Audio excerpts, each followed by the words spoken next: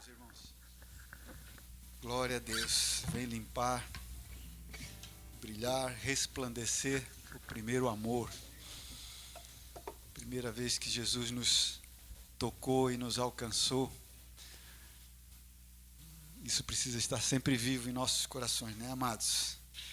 Bom dia a todos, na graça, na paz de nosso Senhor Jesus Cristo. Manhã preciosa que o Senhor nos dá, né? Um dia tão bonito, tão belo. Que oportunidade que nós temos especial mesmo, de poder nos congregar dessa forma, poder cantar numa só voz. Quão grande e quão maravilhoso é o nosso Senhor. Isso é precioso, amados. É um privilégio muito grande que nós temos, né? Então, aproveitemos sempre essa oportunidade. Amados, vamos compartilhar a palavra do Senhor nesta manhã. Abram suas Bíblias em 1 aos Coríntios.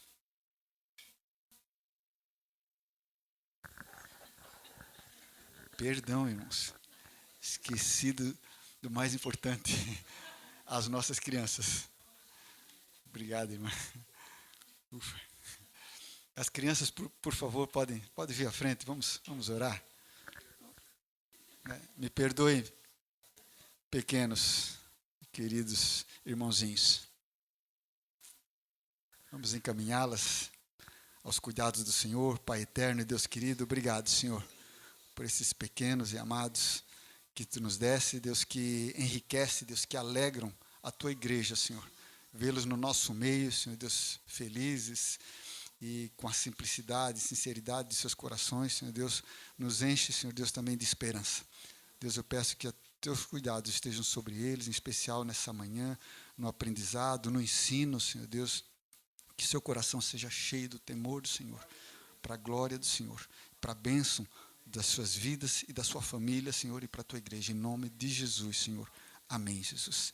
Amém. Deus abençoe meus pequenos.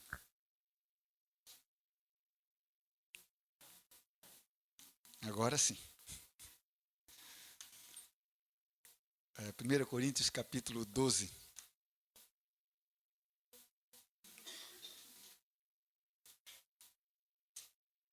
Versículo 13.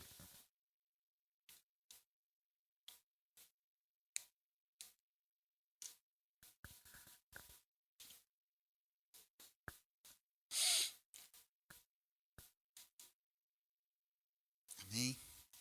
Pois todos nós fomos batizados em um Espírito, formando um corpo, quer judeus, quer gregos, quer servos, quer livres, e todos temos bebido de um Espírito. Amém? Pai, obrigado, Senhor Deus, por essa manhã tão preciosa. Obrigado, Senhor Deus, por Tua graça revelada, Senhor, a nós. Pela Tua palavra, Deus, que nos exorta, nos ensina, nos instrui, Senhor Deus, em toda a justiça e verdade, para toda boa obra, Senhor. Que ela venha, Senhor, aos nossos corações de forma poderosa, Senhor Deus, para transformar, Deus, quem nós somos, Deus, para nos fazer melhores para Ti, Senhor, em nome de Jesus. Amém. Amém, meus irmãos. Aqui nesse versículo que nós lemos aqui, a palavra fala que nós fomos inseridos, né? E somos um só corpo. Ser o corpo de Cristo é uma das metáforas da igreja, uma das representações da igreja que nós encontramos na Bíblia Sagrada. Nós vemos a igreja às vezes representadas como um corpo, como nós citamos aqui, mas também como os ramos de uma videira, né, como os membros de uma família, e assim por diante, diversas metáforas. Elas, isoladamente, não representam, né, todo o significado da igreja.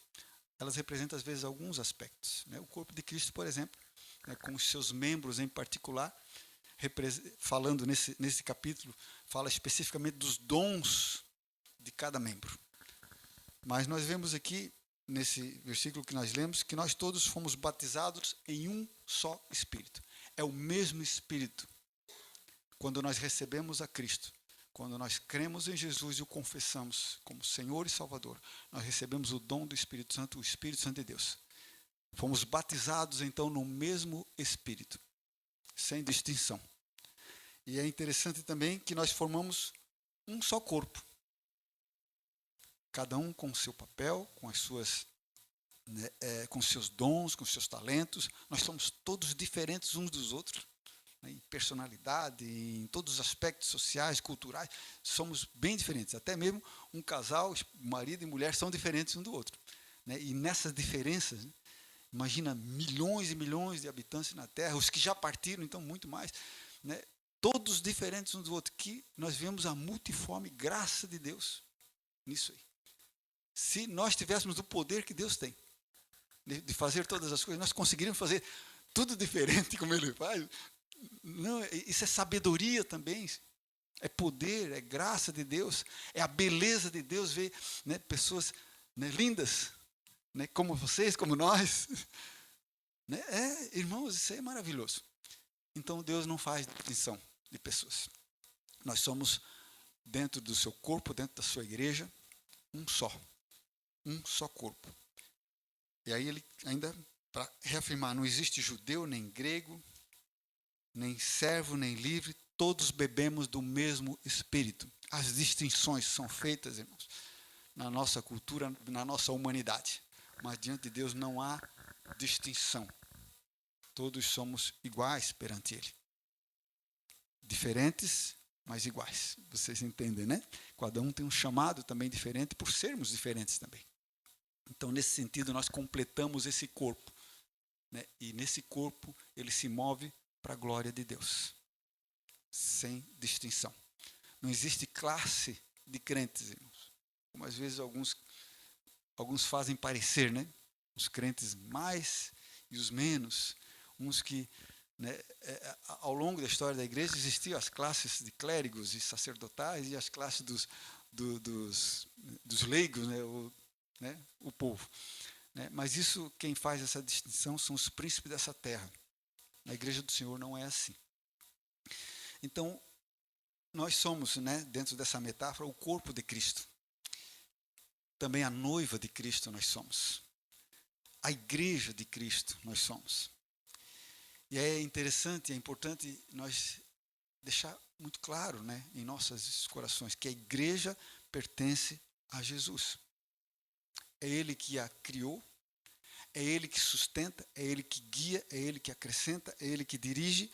E como Ele mesmo falou, eu edificarei a minha igreja. Edificarei a minha igreja, as portas do inferno não prevalecerão contra ela. Então é Ele que edifica também. No princípio da igreja, a Bíblia diz lá em Atos que e todos os dias acrescentava o Senhor à igreja aqueles que se haviam de salvar. Então, o escritor Lucas ali ele já deixa claro que quem acrescentava à igreja era o Senhor. Ele ia acrescentando à igreja. Nós temos um papel e um chamado, mas quem dá o crescimento e a maturidade é Cristo por meio do seu Espírito que habita em nós. Nós lemos em Atos 8 que Saulo era um perseguidor da igreja. Diz a Bíblia que ele assolava, olha só o termo que ele usa, ele assolava a igreja do Senhor em Jerusalém. Entrando pelas casas, arrastava homens e mulheres e os levava presos. Então era algo feroz que ele fazia contra a igreja do Senhor. E quando ele saiu da cidade de Jerusalém e foi para a Síria, para Damasco, para prender os cristãos que lá estavam, né, com ordem do sumo sacerdote, no caminho ele teve um encontro com Jesus. Jesus apareceu para ele numa luz brilhante que cegou. Ele caiu, né, de onde ele estava, caiu por terra e ficou cego. Né? E aí ele só ouviu aquela voz: Saulo, Saulo, por que me persegues? Olha que maravilhoso, irmãos. A perseguição contra a igreja, que ele assolava a igreja, era a perseguição contra Jesus. Veja como Jesus se identifica com a igreja. A Bíblia diz que ele é o cabeça desse corpo. Então, quando se persegue o corpo, está perseguindo o próprio Senhor Jesus. Isso também é um consolo no meio das perseguições, né, irmãos? No meio das ofensas, das injustiças, das brincadeiras, às vezes. É um consolo porque nós estamos, né, levando o vitupério de Cristo, a vergonha de Cristo. Isso tudo é contra Jesus, primeiramente. E também não é humano, isso é espiritual também. O próprio diabo que faz isso, movendo, né, as pessoas, as perseguições. Então, a igreja, irmãos, nesse sentido, por ela se confundir com Jesus, porque depois que ele falou, por que me persegues? Jesus disse, né? Aí Paulo perguntou, quem és, Senhor? Aí ele disse, eu sou Jesus, a quem tu persegues. Ele reafirmou, eu sou Jesus que tu estás perseguindo. Não é a igreja. Então Jesus sente as dores que você sente, irmão. Que nós sentimos. Que a igreja ao longo da história sentiu. E os mártires sofreram por causa de Jesus. O próprio Jesus estava ali, junto, sendo martirizado. Sofrendo as mesmas dores.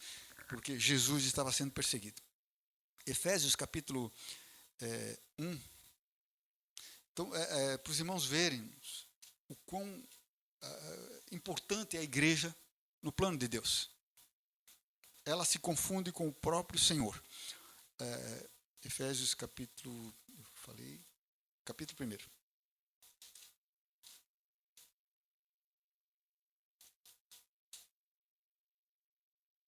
Versículo 23.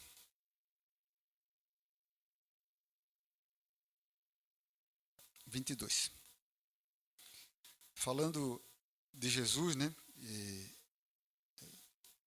De Deus com referência a Jesus, né? Que Deus sujeitou a todas as coisas a seus pés. E sobre todas as coisas o constituiu como cabeça da igreja. O Pai sujeitou todas as coisas aos pés de Cristo. Lhe deu um nome que está sobre todo nome. E constituiu a Cristo como o cabeça da igreja.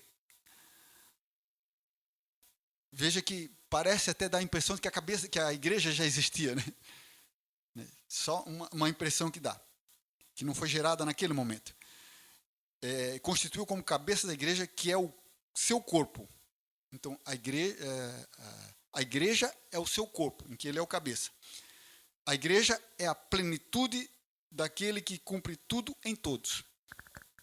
O Pai cumpre todas as coisas em todos. E a igreja é a plenitude do cumprimento de Deus. É a plenitude do plano de Deus. O plano eterno de Deus se cumpre na igreja, irmãos. Não há nada a ser acrescentado. Não vai existir um outro povo, outras pessoas, uma outra forma de Deus falar e lidar e se mover no meio da humanidade, senão pela igreja. Então, a igreja, ela é a plenitude da obra de Deus, do propósito de Deus. É a finalidade do propósito de Deus, é a igreja.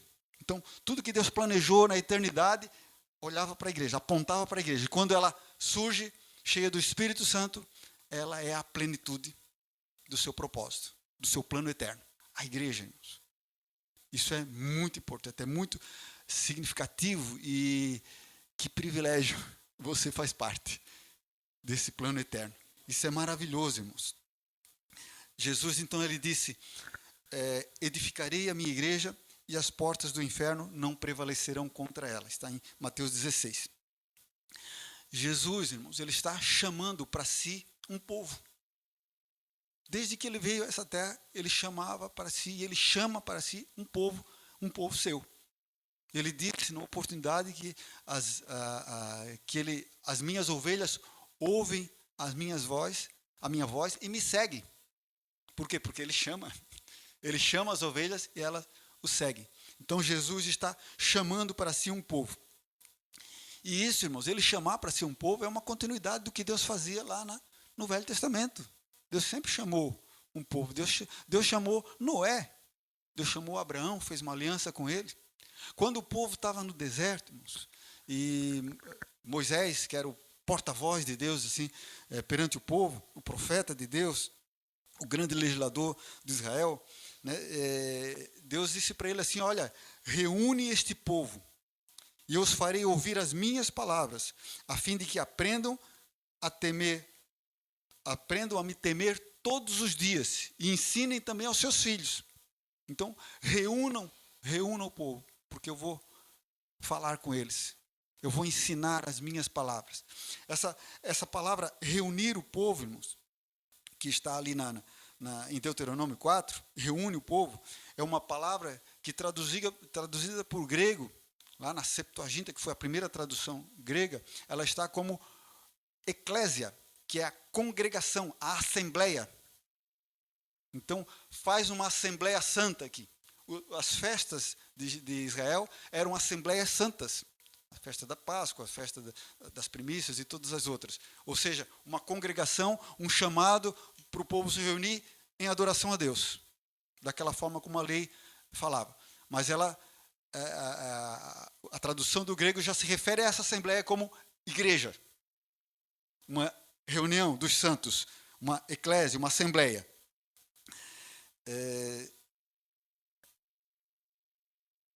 E em Hebreus 2, no capítulo 12, né, o escritor cita um salmo, e ele diz assim, ó, cantar-te-ei louvores no meio da congregação, no meio da assembleia dos santos, no meio da igreja.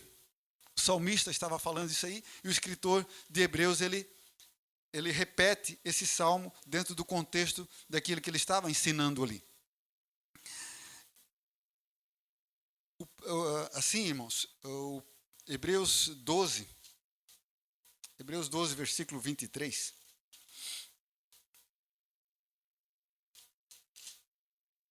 No domingo, nessa quinta-feira, em nosso culto de aniversário, né, foi uma palavra abençoada que recebemos aqui, pastor Fernando, né?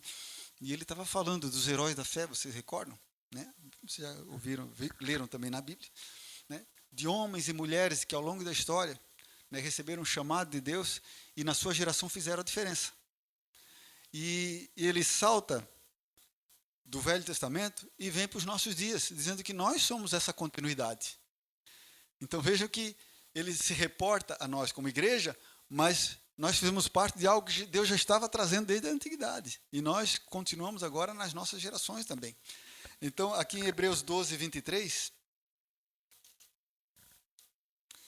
diz assim, no 22, para nós entender melhor o contexto. Mas chegastes ao monte Sião, e à cidade do Deus vivo, a Jerusalém celestial, e aos muitos milhares de anjos, a universal assembleia e igreja dos primogênitos, que estão inscritos nos céus, e a Deus, o juiz de todos, e aos espíritos dos justos aperfeiçoados. O espírito dos justos aperfeiçoados fala do Velho Testamento, dos santos do Velho Testamento. Então nós chegamos a essa mesma assembleia, essa mesma igreja, ouvindo esse mesmo chamado que Deus sempre fez para o seu povo, para se reunir a Ele, para se juntar a Ele em adoração. Então, nós vemos que nós somos a continuidade daquilo que Deus estava fazendo, mas somos a finalidade, a plenitude daquilo que Deus começou lá no Antigo Testamento. É uma continuidade, mas uma plenitude ao mesmo tempo. O plano eterno de Deus, então, irmãos, sempre foi.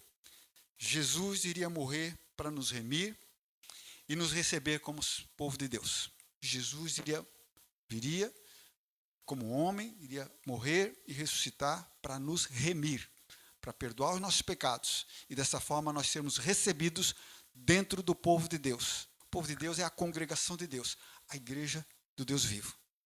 Esse era o propósito eterno de Deus. Antes de Cristo, o povo de Deus se restringia à nação de Israel, porque era a nação de Israel que ouviu esse chamado, por meio das alianças, por meio da lei, por meio de Moisés. Então, o povo de Israel ouviu esse chamado e eles eram o povo de Deus, nos tempos da antiga aliança. E eles eram o povo de Deus, mas não somente por nascerem de Abraão, mas sim por meio da fé. Jesus depois testificou isso aí. Jesus disse, olha, Deus não precisa de números. Ele pode, até das pedras, ele pode fazer filhos de Abraão, se ele quiser. Ele precisa de pessoas que tenham fé, que creiam. E Abraão foi justificado pela fé também, a Bíblia diz. Então, o povo de Israel era povo de Deus por meio da fé, que se expressava na obediência à lei de Moisés. Mas a obediência à lei sem a fé não trazia salvação e não fazia deles o povo real de Deus, o verdadeiro povo de Deus. Então, dentro do povo de Deus, existia uns crentes e uns descrentes. Alguns legalistas somente. Então, Assim era o povo de Deus na antiguidade. Eles então tinham fé no quê? Nas promessas que Deus um dia viria, que traria o seu Messias para perdoar os seus pecados. Eles tinham como base essa promessa em um futuro distante, ou próximo para eles, no coração deles, por conta da fé. Né? A igreja, e aí sim, isso para nós entendermos um pouquinho, né? Estava meditando essa palavra, nós podemos comparar num contrato de compra e venda de uma casa, que nós fizemos o contrato e assinamos, e esse contrato ainda não me dá a posse da casa. Né? Ele me dá direitos até, porque já paguei até, talvez até paguei uma parte e tal, mas não me dá a posse. O que é que precisa ser feito depois do contrato? A escritura, registrar. Aí com a escritura feita eu tenho direito e tenho a posse plena. Então, comparamos a velha aliança como esse contrato. E um contrato em que o próprio Deus empenhou a sua palavra e certamente ele iria cumprir, não vai dar para trás. Mas eles não podiam ter tomado posse plenamente ainda. Precisava de um registro definitivo, final, né, para que aquilo pudesse se cumprir para aqueles homens, para aqueles santos lá do Velho Testamento. Jesus precisava fazer uma obra, né, para deixar isso resolvido definitivamente, digamos assim. Então, Hebreus 9, 17, irmãos, olha só.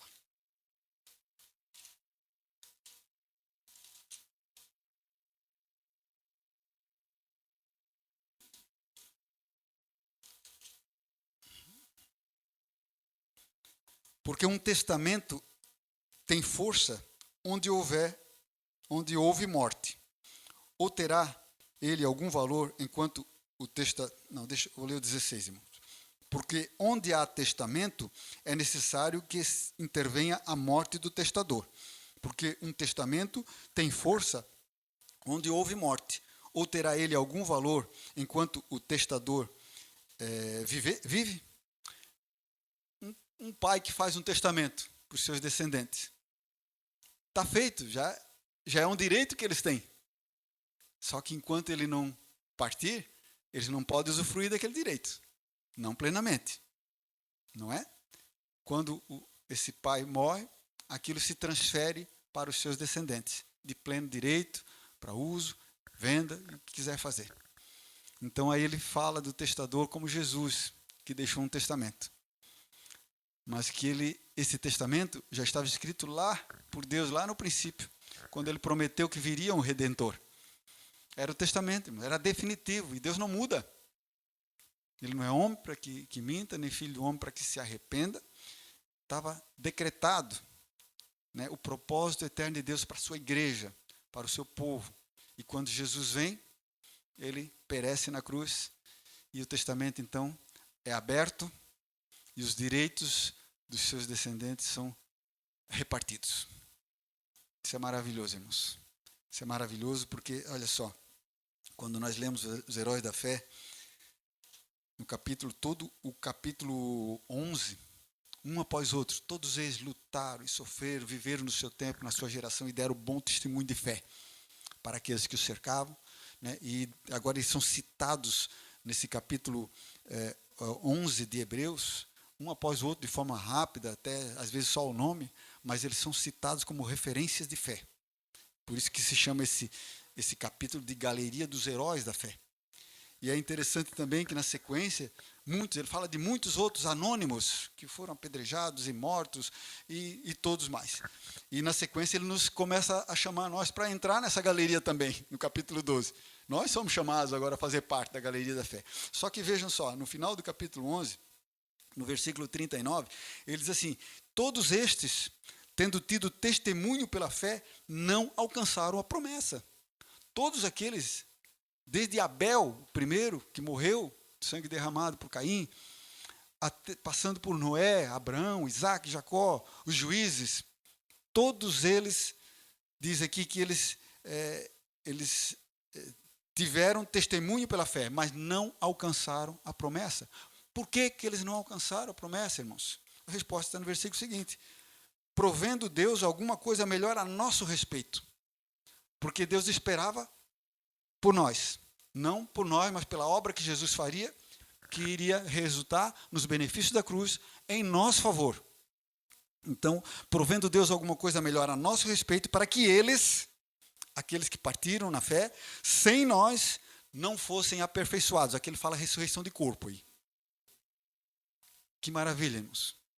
Todos esses homens nobres que deram sua vida pelo Evangelho, e não só no Velho Testamento, todos os santos, né, que sofreram a perseguição na Inquisição e tudo mais, e ainda sofrem hoje, principalmente nos países da Ásia, da África, Oriente Médio, cristãos morrendo todos os dias, irmão, nós temos ainda hoje.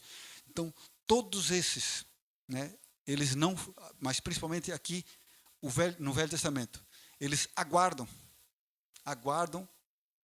a plenitude da igreja, completar-se a igreja do Senhor.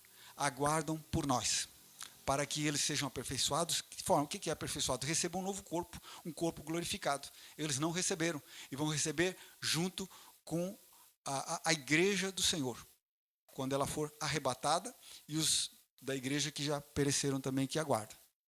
Essa é a plenitude, então, do aperfeiçoamento que se diz. Mas a plenitude em receber o Espírito de Deus, nós já recebemos desde a ressurreição de Cristo.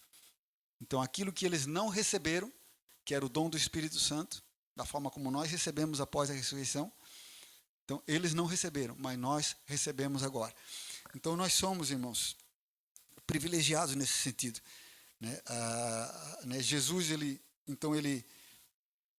cumpriu a promessa do Pai lá na cruz, ele morreu, o testamento foi aberto, né? E surgiu, né, a igreja como beneficiária da vitória conquistada na cruz. Mas vejam só, nós falamos que a igreja surgiu no Pentecostes, mas o povo de Deus realmente, porque não dizer até a igreja, era desde a eternidade. Né? Ela traz todos os santos, onde a igreja é acrescentada, onde os santos do Novo Testamento, digamos assim, são acrescentados. Então, dessa forma, a igreja agora sim desfruta dos benefícios da obra da cruz. E quando fala de igreja, nós falamos de a igreja mística de Cristo. Mística porque ela não é visível, ela é espiritual, ela é invisível. A igreja, então, dessa forma, a igreja é o povo de Deus de toda a terra e de todos os tempos. Essa é a igreja do Senhor, que está inscrita nos céus, como nós vimos aqui. Hebreus 12, né? A Universal Assembleia e Igreja dos Primogênitos, que estão inscritos no céu. Olha só, quem é que escreve lá no céu, irmão? Nós não podemos. O próprio Deus escreve o seu nome lá no céu. Isso é uma forma poética também de falar, né? A Bíblia fala dos céus como tendo livros, e os livros serão abertos. É claro que Deus não precisa de livro escrito para lembrar alguma coisa, para saber alguma coisa, né? Mas isso é uma forma para o nosso entendimento humano, né? Das coisas que Deus está fazendo, das coisas que existem lá nos céus, que nós não podemos compreender com a nossa mente. A igreja, então, irmãos, ela é invisível porque nós não podemos ver a condição espiritual das pessoas. Nós, seres humanos, não temos condições de ver a condição espiritual de ninguém. Apenas Deus pode sondar os corações. E por isso que somente Ele pode escrever lá no céu. Ainda bem, né? Que é só Ele que escreve. Imagina, irmão, deixar isso na mão do pastor. Misericórdia, né? Né? Então, irmãos, é Deus que faz. E com a certeza de que Ele não vai esquecer de ninguém, não vai errar nada, mas também não vai colocar ninguém por engano. Essa certeza nós podemos ter. Oi? Então ninguém pode saber a condição espiritual, nós podemos apenas perceber os sinais externos, né, de uma mudança interior. Isso nós podemos ver na vida dos irmãos, né? Vocês podem ver, às vezes, pessoas que realmente que Cristo alcançou, nós vamos vendo. Às vezes a própria pessoa não percebe tanto, mas quem está em sua volta percebe a diferença. Sinais externos. Isso é um importante sinal, irmãos. a Timóteo, Paulo escreveu assim, ó, o Senhor conhece os que são seus. Então, fiquem tranquilos que ele não vai se enganar. Ele diz assim, o Senhor conhece os que são seus. Portanto, né, aqueles que professam o nome do Senhor, afaste-se, aparte-se da iniquidade, ele diz, nesse trecho, né? Então, escritos no céu, irmãos. Essa é a igreja do Senhor, que está inscrita no céu. Só que, mesmo que tenha uma igreja invisível, inscrita no céu, de certa forma, né, ela tem um aspecto visível. Porque se a igreja não for visível, ela não cumpre o seu papel eterno, o seu propósito, o seu chamado. A igreja tem um chamado nessa terra, nesse mundo. E se ela for somente, né, secreta, no coração, só escrita no céu, e ficaria cada um com a sua salvação, e aí? E como que ela prosperaria de geração em geração? Como que o evangelho alcançaria as próximas gerações, se ela não se manifesta de uma forma visível? Por isso essa igreja eterna, esse propósito eterno de Deus, ela inclui uma presença física, sim, que cumpra os propósitos eternos e espirituais de Deus nessa terra. Então a igreja, de certa forma, né, ela tem esse aspecto visível, que expressa no mundo de forma visível, né, para cumprir o seu chamado.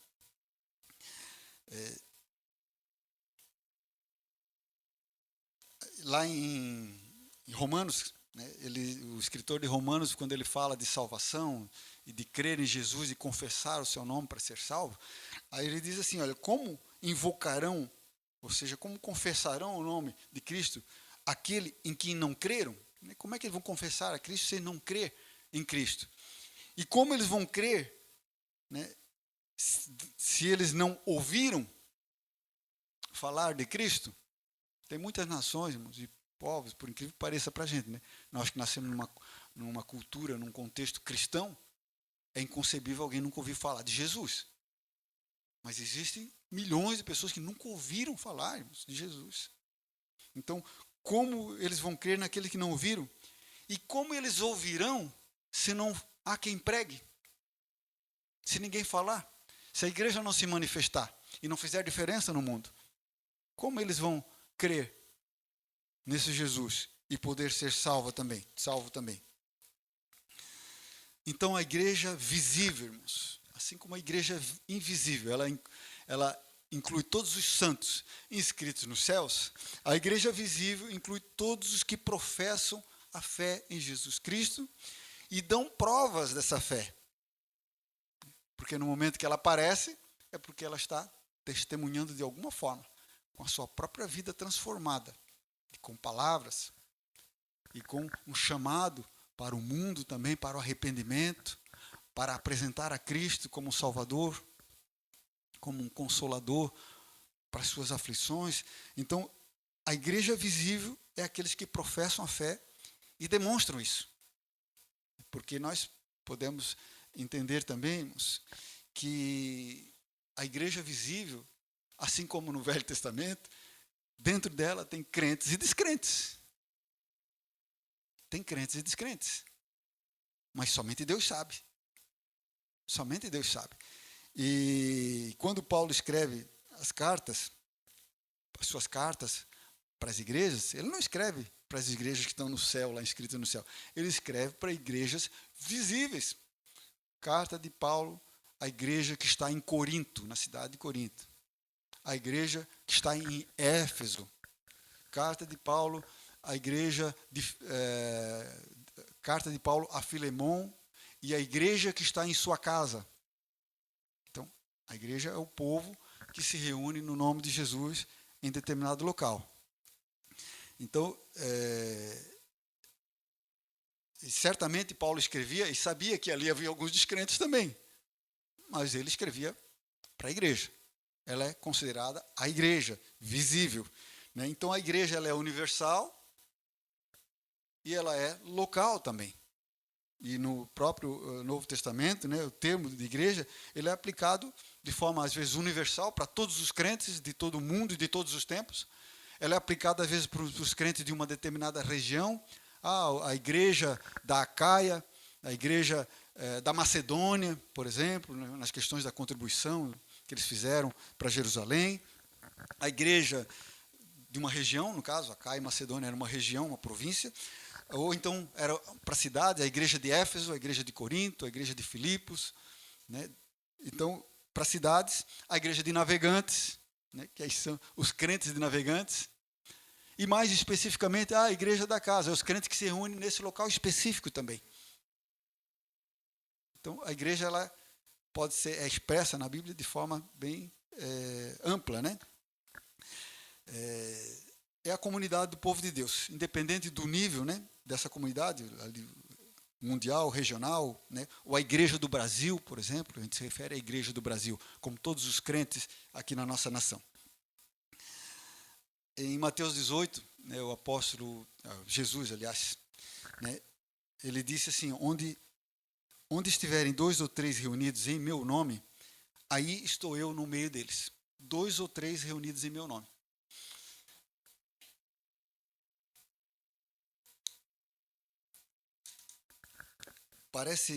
É algo simples, na verdade. É algo simples, porque a reunião em nome de Jesus não exige grandes conhecimentos e liturgias e formalidades e estruturas físicas, não exige nada disso. Mas não é tão simples quanto parece o versículo. Em nome de Jesus, ela significa alguma coisa, diferente de qualquer outra reunião social que tem aí. Não pode ser qualquer reunião que se faz.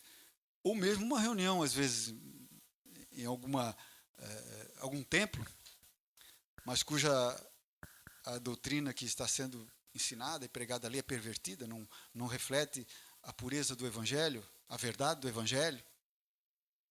Isso, né, não pode ser chamado de igreja. Ou mesmo reunindo, às vezes, numa casa, e aí nós lembramos a gente, o nosso princípio, né? O que caracteriza realmente, o que pode caracterizar a igreja visível? Aí estou falando da igreja visível. Onde 2 reunirem em teu nome, onde 2 ou mais reunirem em meu nome, ali estaria no meio deles. Quanto à salvação individual, né, a igreja invisível é uma situação. Agora, a igreja visível, para ela ser verdadeira, ela tem que cumprir alguns requisitos básicos na palavra de Deus.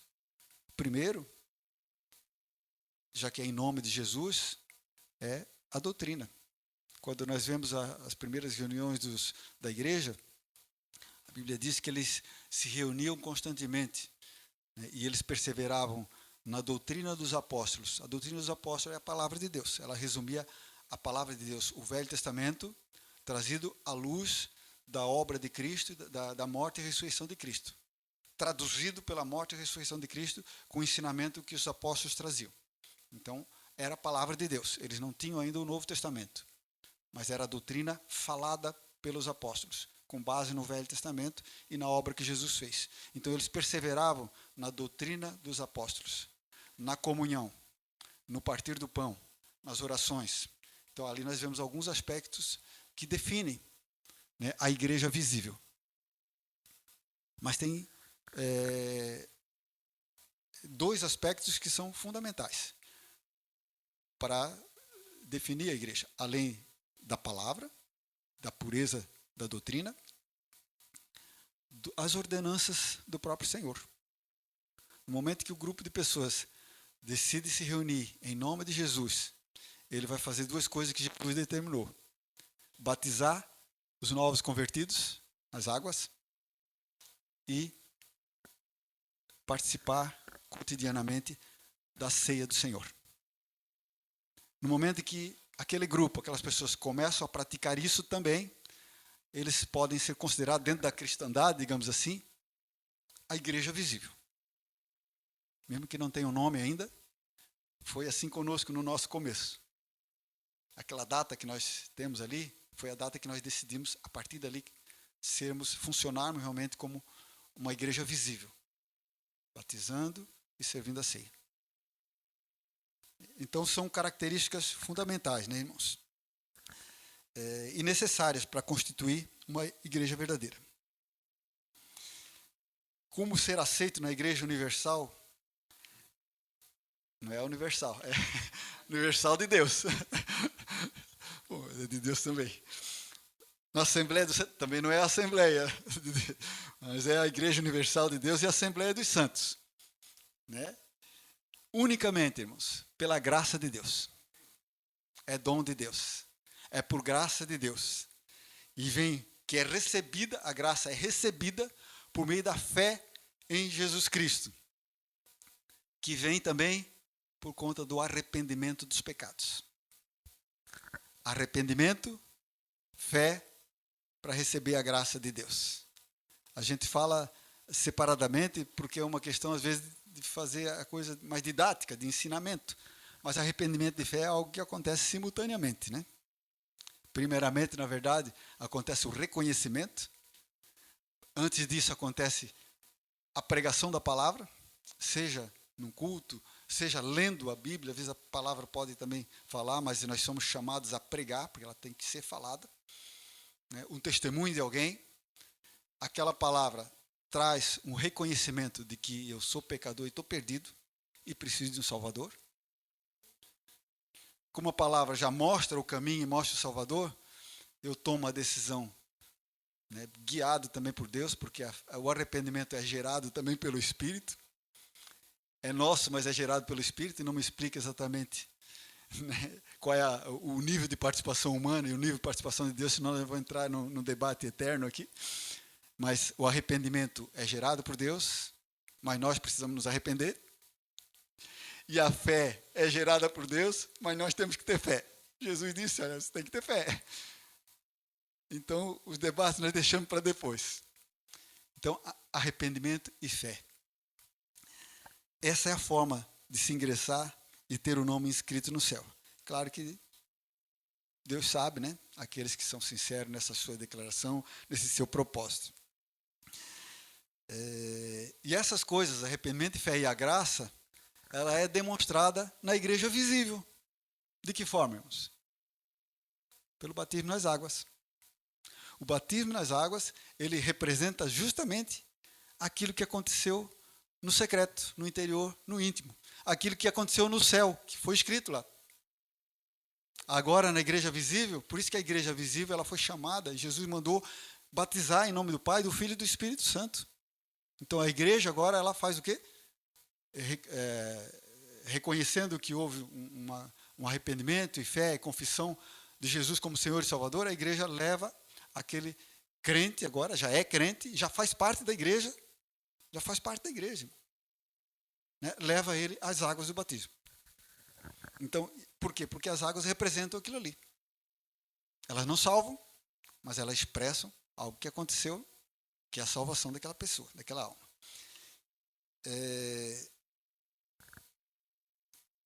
Então,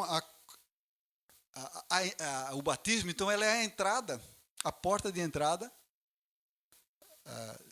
A fé e o arrependimento é a porta de entrada para o céu. Mas o batismo é a porta de entrada da igreja visível. Você entra na igreja visível.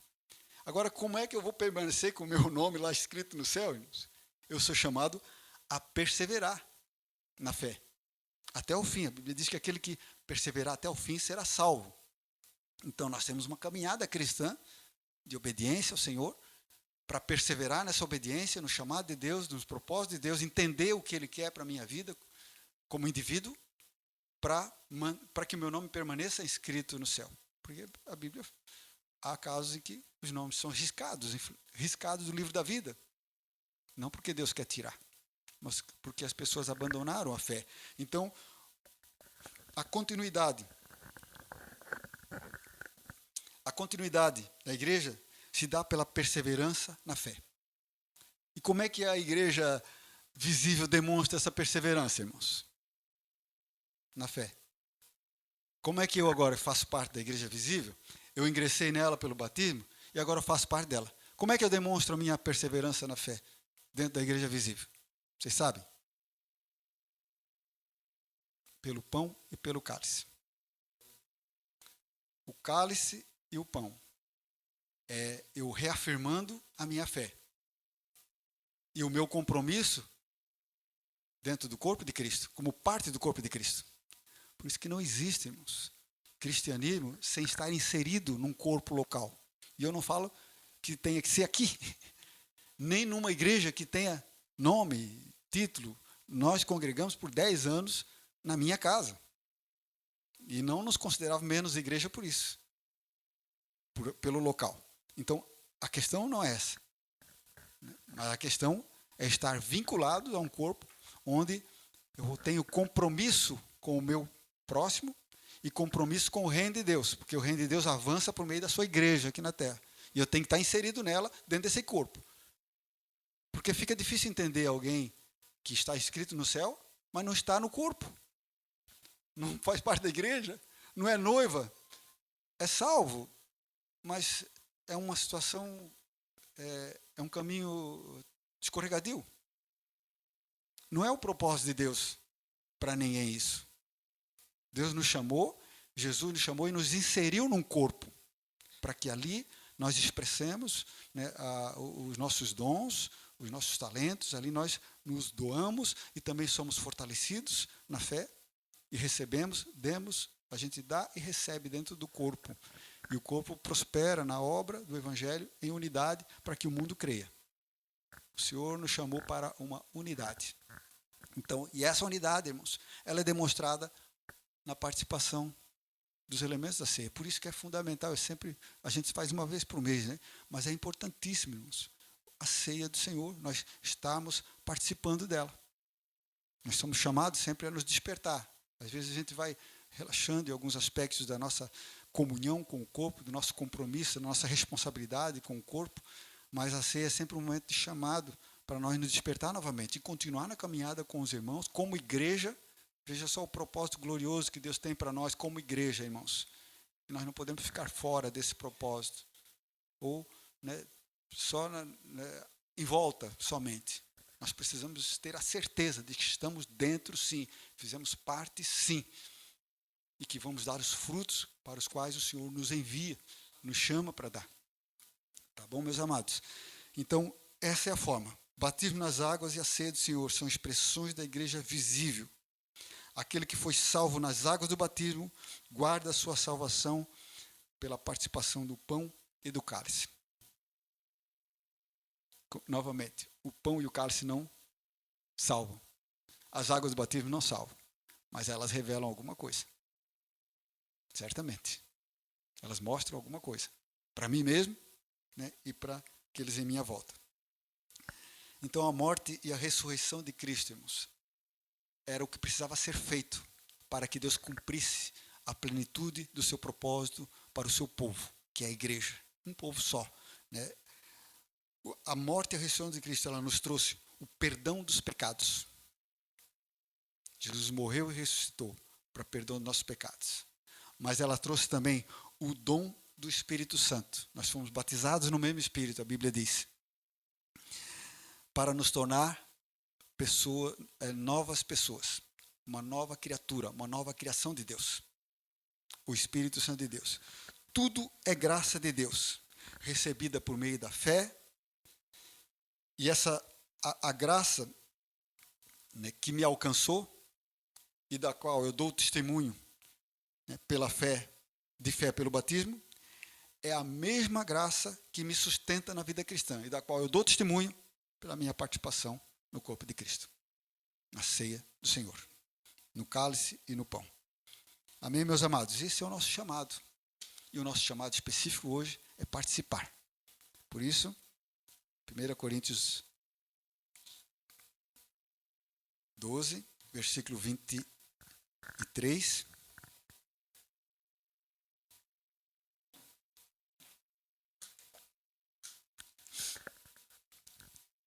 Está escrito: porque eu recebi do Senhor o que também vos ensinei, que o Senhor Jesus, na noite em que foi traído, tomou o pão e, tendo dado graças, o partiu e disse: tomai e comei. Isto é o meu corpo que é partido por vós. Fazei isso em memória de mim. Semelhantemente, também depois de cear, tomou o cálice, dizendo: este cálice é o novo testamento no meu sangue. Fazei isso todas as vezes que beberdes em memória de mim. Porque todas as vezes que comerdes esse pão e beberdes esse cálice, anunciais a morte do Senhor até que venha. Então, olha só. Jesus estabeleceu esse culto, um culto simples, singelo, que não precisa ter muita liturgia ou grandes formalidades, mas que precisa de reverência e temor de Deus.